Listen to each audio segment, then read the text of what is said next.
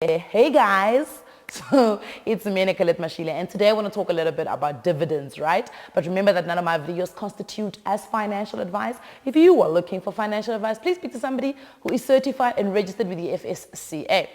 So a month ago, I think in April, we're still in May, right? So a month ago, I went to help negotiate my sister's lobola. Well, look, I was doing the note taking, so I wasn't actually negotiating, but I played a very important role because when the negotiator or the messenger guy forgot, I would remember and I would tell everybody what the situation is, right? So as they were coming in, one of the lessons that I learned very, very quickly in the entire negotiation process was that homo aitamaili one. So a cow does not walk on its own, okay? So they have to always walk in pairs. So for instance, if they're going to pay like 50 Rand as vulamlomo, which is to open the mouth, you guys know vulamlomo, right? They're gonna pay it as 250 Rands. Or if they're gonna pay 50 Rand to kokota and dumediza and greet the family, they've gotta pay it as 250 Rands. So same thing with the cow. So when we're negotiating the cow situation and to say how much a cow would be and then how many cows can they possibly give us, and when the groom's family was now renegotiating with a counter offer, they gave us an uneven number and we were sent back as the Mashile family to say to them, don't forget, right? So this story, the reason why I tell you guys the story is because I'm likening it to investments. A lot of us, when we're investing, we're hoping to get a dual effect on our investments. And I'll give you an example. If you're investing in property, you're hoping, number one, to get some sort of rental income. So the property must make you money. And then number two, you're hoping that it's going to appreciate in value. So when you sell, you're going to get something back, right? It's the same thing if you're farming livestock, or if it's cattle, or if it's chickens. You're hoping to get egg chicken or milk cows. And you're hoping that with that product that those livestock animals are giving you, you're going to get a profit from them. But at the same time, when you sell these animals, you're also going to get a profit back. So it obviously makes sense that when people are looking to invest in shares, they're also looking for that dual effect that comes from shares. And that is why people will always encourage you to go for dividend-paying stocks. So they say you must buy dividend-paying shares. But the reality of life is that that's not always that isn't always the best way to look at investing in shares. And I don't want people to get obsessed with dividend-paying companies that they actually miss out on certain opportunities. And perhaps maybe the best way to do this is to explain what a dividend actually is. And perhaps then as a person, you can then apply that information to whether or not an investment is a good investment or not, with the knowledge of understanding what a dividend payout actually is, right?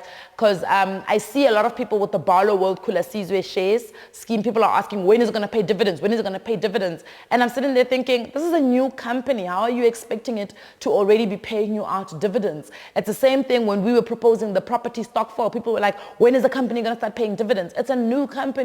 How are you expecting it to start paying dividends? I mean, there are well-known companies. I can't remember whether it's Microsoft or whether it was Amazon. One of the two companies only paid out, I could be wrong, but I know that there's a company that's really big that only started paying out dividends after 20 years. But I'm getting ahead of myself, and I do this quite a lot because I think faster than I talk, right?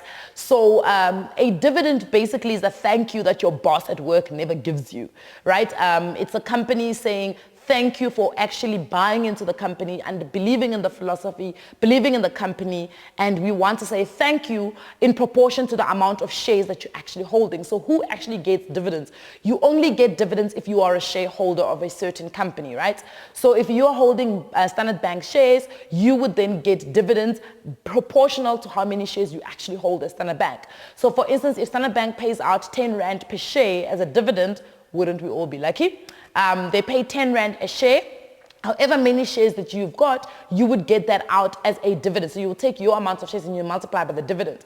But generally what happens is companies can pay dividends quarterly, on a quarterly basis, on a bi-yearly basis, or they'll pay once a year at the end of the year or whenever their annual general meeting is, right? But what actually is a dividend? A dividend is money that a company uses from its profits or its reserves. So if your company is doing really well, the company that you've bought shares into is doing really well and making great profits, then they will make a decision at their board meeting or their annual general meeting to actually pay out dividends, right? Or they can use their reserves. Again, as I said, it's a thank you. It's not really a thank you, but it's a thank you that you're holding their shares, but at the same time, it's we're paying you for holding our shares because it means that you still believe in the philosophy of the company. But what happens if a company is not doing well? Are we still, if your company is not doing well? Okay, maybe doing well is a very bad explanation, but let's look at the Barloworld Khula Sizwe, for instance. We now have an understanding that Barloworld needs, Khula Sizwe is a new company that Barloworld is going to create. They're going to sell their 2.9 billion rands worth properties at 5% discount to Khula Sizwe, right? So Khula Sizwe now needs to obviously raise the capital to be able to buy these properties. Now, 20% of it is going to be raised through equity, right? Then the other 80% needs to be raised through a bank loan. So what we have to understand is that 2.2 billion rand of the loan, of the money that they need to raise to be able to buy these properties is going to come from a bank loan, and the company needs to pay back this loan. So is it reasonable for us then to say this kind of a company, a Khula Sizwe, needs to pay dividends out to its shareholders within the first 5 years, even 10 years for that matter? I don't know. I think it's one of those things that, you know, you gotta like kind of just stop and think to yourself and ask yourself, Uguti, is this company also in the same note? It is a good strategy for you to be able to buy into shares that are going to be paying dividends. And I actually have a list of shares in South Africa that are on the do pay our dividends and been doing so for years, and I'm going to read that out to you. You can find this on sharenet.co.za, and these are companies like Clientele Limited, Mondi PLC, Nedbank Group, AVI, Mondi, Sanlam, the Foschini Group, First Rand, Absa, Santam. I obviously expect the banks to be part of this list because these are companies that have a track record of performing and have been in existence for years and years and years. So it does make sense that you as an investor, these are the type of companies that you would want to invest in. But I think next time you actually ask if a company is going to be paying out some sort of dividends, just stop and think to yourself, how has the company been performing in the last couple of years? And I think experience is probably one of the best teachers, right? How has the company been performing in the last couple of years?